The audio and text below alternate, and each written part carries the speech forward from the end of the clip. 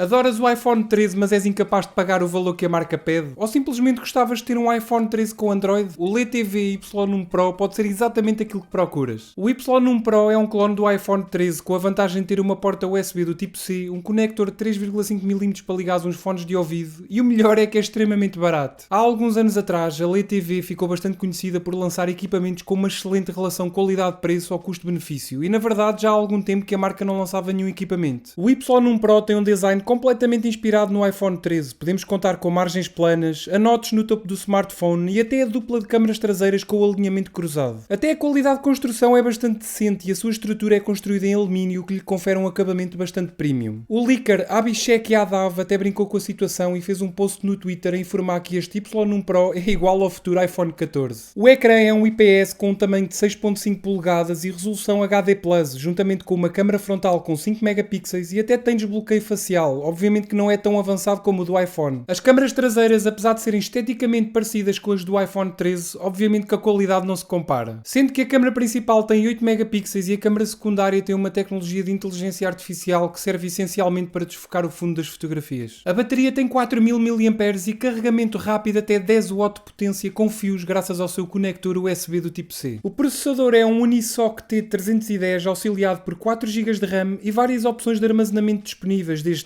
32 GB, 128 GB e 256 GB. O sistema operativo é o LeOS 9.1 baseado no Android 11 e existem ainda 3 cores disponíveis, o preto, azul e branco, mas os preços são de facto o que mais impressiona. A versão base com 4 GB de RAM e 32 GB de armazenamento interno, em conversão direta para euros, custa aproximadamente 70 euros. A versão intermédia com 128 GB de armazenamento custa cerca de 98 euros e a versão com 256 GB de armazenamento interno custa aproximadamente 125 euros. O Y1 Pro está por enquanto disponível no mercado chinês, mas tal como acontece com outros smartphones, vai ser possível encomendar o mesmo através das mais variadas plataformas de vendas online, por isso acredito que não será um problema. E tu, o que é que achaste do LTV Y1 Pro? Também adoras o design do iPhone 13, mas não tens coragem de pagar tanto por um smartphone? Diz-me aí nos comentários. Espero que tenhas gostado do vídeo, se gostaste já sabes, deixa aquele like que é muito importante e ajuda mesmo muito o canal. Subscreve e ativa o sininho para não perderes todas as novidades e todas as notificações. Vê estes vídeos que eu coloquei aqui ao meu lado que eu tenho a certeza que vais gostar. E claro, se tiveres alguma dúvida é só deixares aqui em baixo nos comentários. Bem pessoal, obrigado a todos e fiquem bem.